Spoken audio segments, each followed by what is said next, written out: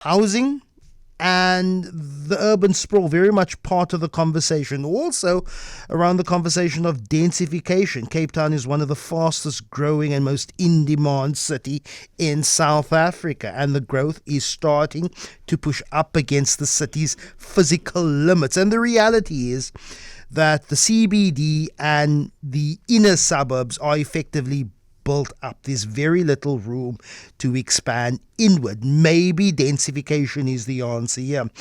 But yet demand hasn't slowed. In fact, property prices continue to rise. Density keeps increasing and more people want to live, work and invest in this metro, which raises the big question, where does Cape Town grow when there's no space left in the core? Property analyst and founder of the real estate route, Nathan Scott, he's been tracking a series of developments on the city's outskirts, from Durbanville to the emerging industrial and logistics nodes. He now joins me on the line. Good morning, Nathan. Really appreciate your time.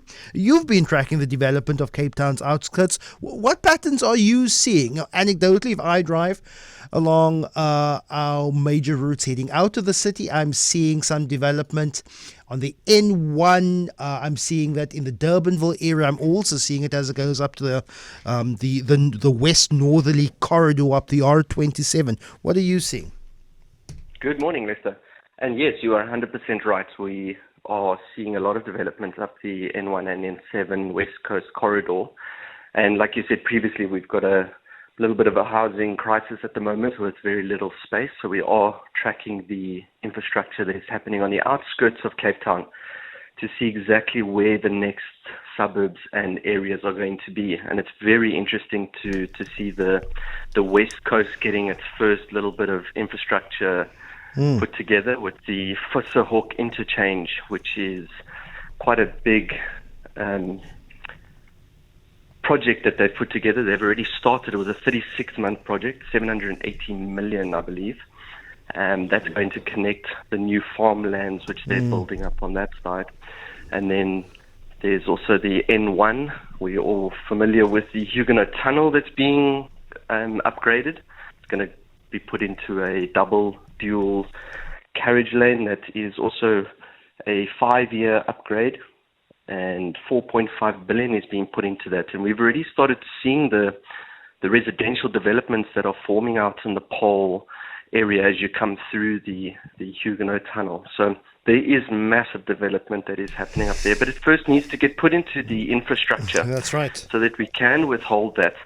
And it's about that infrastructure-led planning that needs to guide this outward expansion. Lay the pipes and the stormwater drains first before we build, because this is something that was admitted to by this mayor when he came into office, his first interview with me as Cape Town mayor, and he did admit, well, previous administrations of DA-led government since 2006 maybe didn't pay too much attention on the infrastructure, didn't anticipate or didn't read the reports properly that Cape Town over the next decade or so was expected to explode in the population.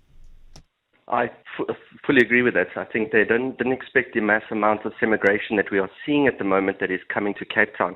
And with the limited space that we have for housing, we have to go out. And I think it was just a bit too quick to keep up. I mean, with the Cape Winelands Airport having its upgrades as well, it's also going to build up that huge corridor, which is also going to be a nice little added to that infrastructure that needs to be put in there to handle that amount of people, and hoping that there's housing, affordable housing that can be around there, and job opportunities as well. So it is very positive.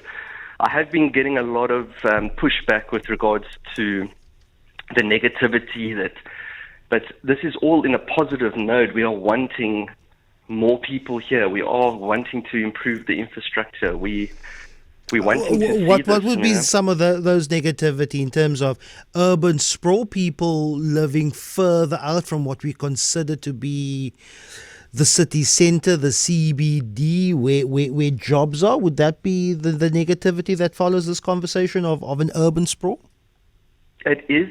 It's also a pushback on how much is the housing going to cost. Obviously, with some of the security estates coming up there, they might be out of the average person's affordability bracket. And obviously, everything goes into the politics,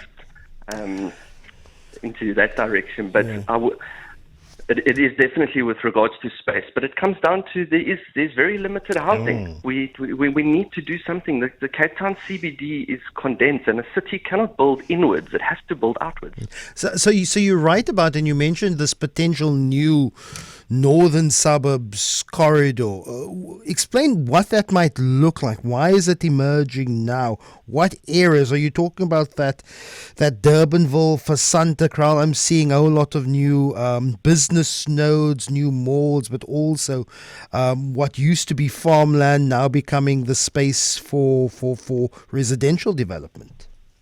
Yes. So we've got in the Durbanville area, there are 2 wine farms that are possibly sitting it for sale, which they're going to be hopefully getting some residential housing. I know that they are sitting with environmental approvals that will be released in November 2026. And we're seeing up on the west coast, there's a talk of a new city called Milkwood City.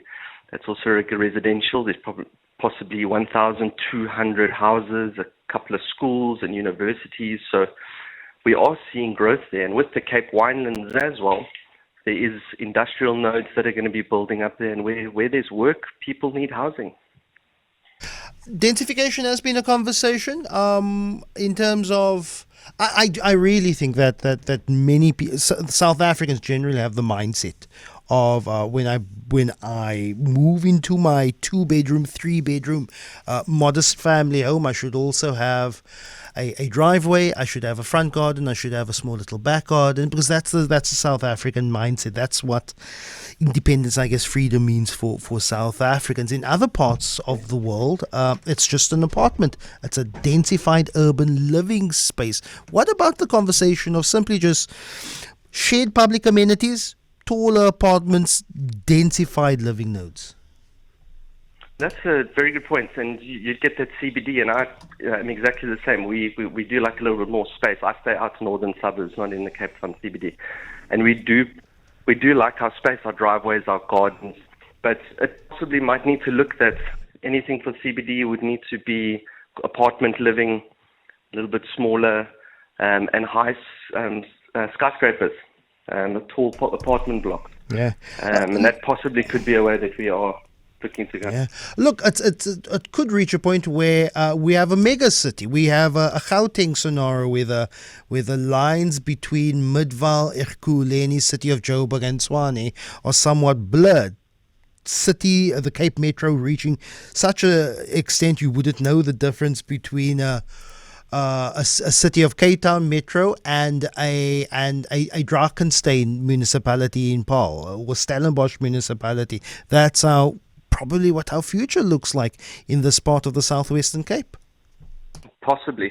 But let's hope that we can still see the growth that's happening out in the north and we don't have to go down that route. But yes, we will definitely see that in the CBD centre.